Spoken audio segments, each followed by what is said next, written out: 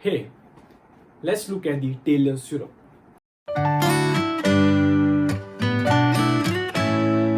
So as far as we have discussed about the mean value theorems, we know how to calculate the relationship between the slope of the endpoints and we're going to compute the slope of between the point in the given interval, and we just equate them up and we get our mean of the graph of the function. So now let's go with the further step up, and we're going to look at the higher order derivative of the given function, which is the slope of the slope and how slope changes and how many types we going to find how it changes. We're going to look at the second order derivative and third order and up to n plus 1th order derivatives.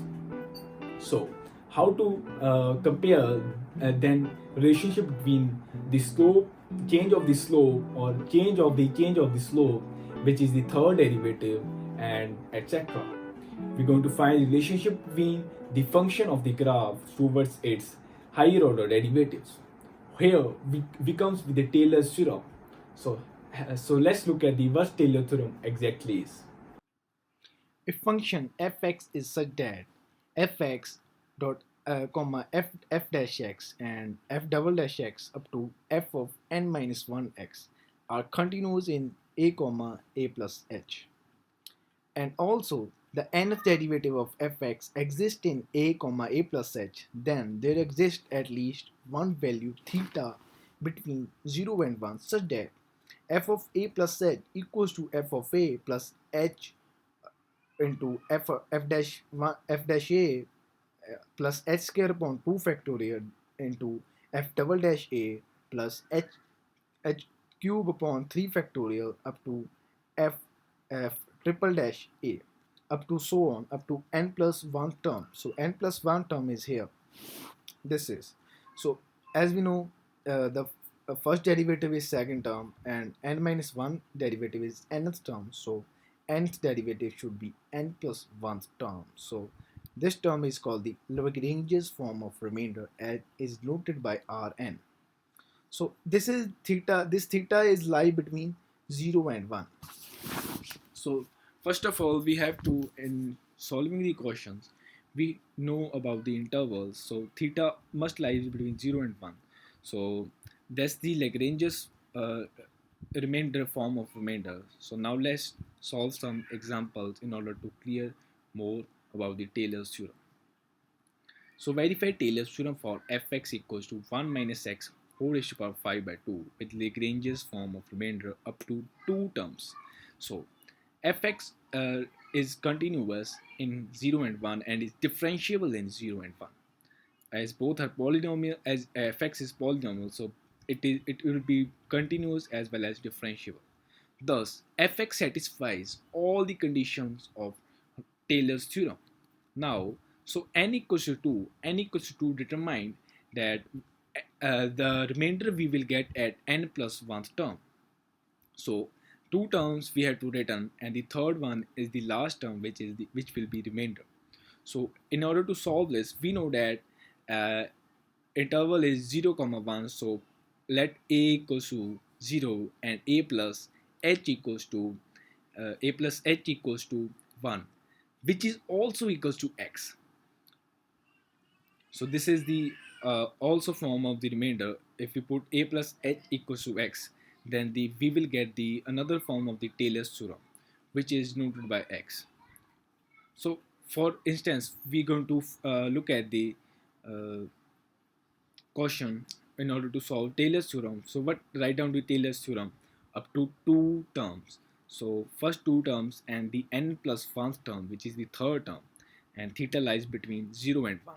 So writing it, we will get fx equals to f0 plus x into f dash 0 up to plus x square upon 2 factorial, and this is the last term up to f double dash x theta x. So this is the remainder. So we write f of n plus 1th factorial, which is derivative, which is f of a plus theta h. We know that So by h is our x, so theta a is 0, so that's why we will write as theta x only. So now if we look at the fx, by taking its derivative, first derivative, we will find it minus 5 by 2 into 1 minus x whole raised to power 3 by 2, and f double dash x is 5 by 2 into 3 by 2 into 1 minus x whole raised to power 1 by 2. And again, if we uh, put the value 0 in fx, we will get f0 is 1, f dash by, in the first derivative we put x equals to 0, we will get minus 5 by 2, and so on. If we put theta here instead of 1 0, then we will get f double dash is this. By putting all these values, we know x is 1, so we just have to put only in the second derivative theta. So by putting second derivative theta, we will find that 5 by 2 into 3 by 2, 15 by 4, which is into 1, 1 minus theta whole raised to power 1 by 2, by putting x equals to theta. So here we have f of 1 equals to 0 and f of 0 equals to 1. So now let's solve it. So first of all, we will put x is 1, so x it is 0, substituting x equals to 1, and these values we got 0 equals to f of 0 is 1 plus 1 into minus 5 by 2, because it is minus 5 by 2, plus x square upon 2 factorial, which is x square is we have 1, so 1 by 2 into this particular f double dash theta. By putting these values, we will get that we will find the value of theta, which arrives us 9.25, which is 0.36, which lies between 0 and 1. So thus this is the also condition of the Taylor's theorem. So it Taylor's theorem, it has these two conditions, and the third condition is in the its equation that theta should lies between 0 and 1. So it satisfies all the conditions now, and thus we can say that we are verifying our Taylor's theorem for this particular function. Now let's look at the another form of the Taylor's theorem with the Cauchy's form of remainder. So if f of a, as everything is similar to the Taylor's theorem, Taylor's theorem with the Lagrange's form of remainder, and the remainder is only changing here, which is Cauchy's form of remainder, and is noted by not by n factorial, it will be noted by n minus 1 factorial. So here we are, as we see, all are same,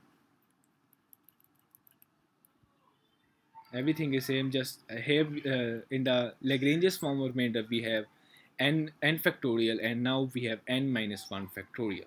So let's there will be similar approach of solving the question with the for just a remainder, finding the remainder, we will use another step equal, and we will get our remainder in any way, just n minus 1 factorial is changing. So here we can also find Cauchy's form of remainder in this way. Now let's discuss about the another another thing, that is Maclaurin's theorem. So if we put just a equals to 0 and h equals to x, this is known as the Maclaurin's theorem, and there is no change in any of the another thing between Taylor's theorem and the Maclaurin's theorem. So we can say that Maclaurin's theorem is a subpart of the Taylor's theorem. So these are the two theorems. If you find the remainder after n terms, this is very useful. So it just indicates the variation in the graph, which you will discuss in earlier class, in the next classes maybe.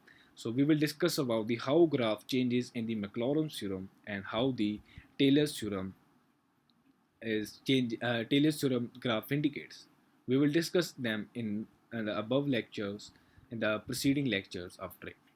So now let's discuss about the this is known to be Maclaurin's theorem with the Lagrange's form of remainder. Now let's solve some more examples. State Maclaurin theorem with Lagrange's form of remainder for fx equals to cos x. We know that here just one changes a is 0 and h equals to x. So we know that by putting the values of h equals to x, so a plus h would become just x, nothing else, 0 plus x, 0 plus x, which is x.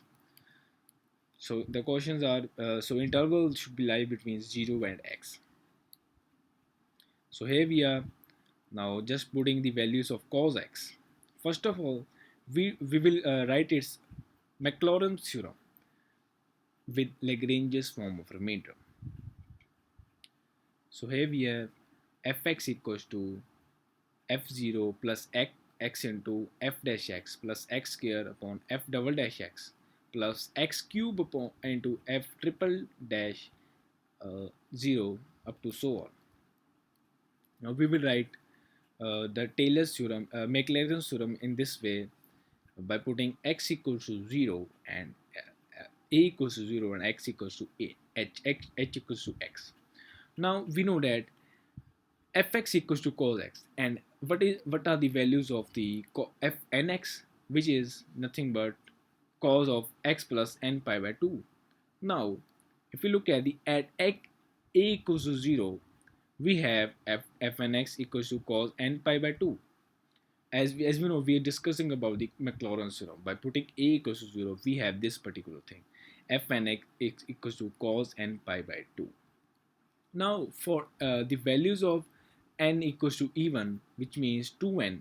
So 2n equals to 2n indicates the even power, even derivative. So if it has first derivative, then it will become like 2n plus 1. So it will just be by putting taking the any first derivative or third derivative or any odd derivative, we will find that cos x at 0 will become 0. Let's put at the first derivative. Let's take at the example of the cos x with the first derivative, which is minus sine x. Now putting the value of a equals to 0, x equals to 0, which is minus sine 0, so it is 0. So here we will notice some trend in the derivative, that f every nth derivative which is odd, we will get 0 as our answer of that particular derivative. And if it is odd derivative, then we will get either minus 1. If it is second derivative, we will get minus 1. If it is fourth derivative, we will, this expression is just relating us the fact.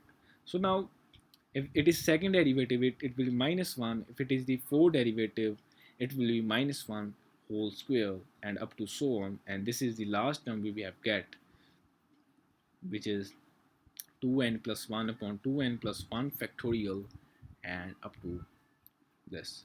So this is the last term in the Lagrange's form. So here we just have to find the last term, which is Lagrange's remainder, Lagrange's form of remainder, which is just nothing but the derivative we have just by putting the derivative plus 1.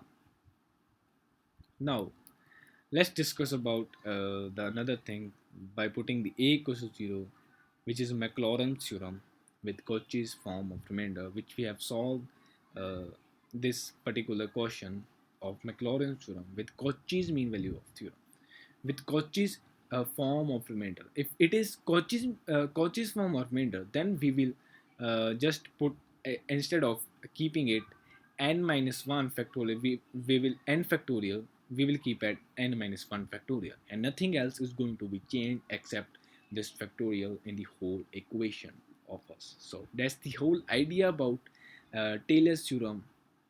I hope you enjoy my lecture. You know how to solve the remainders of the questions we have given and to prove the Taylor's theorem in any question.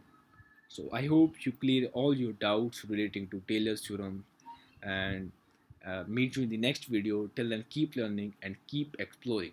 Thank you, all of you.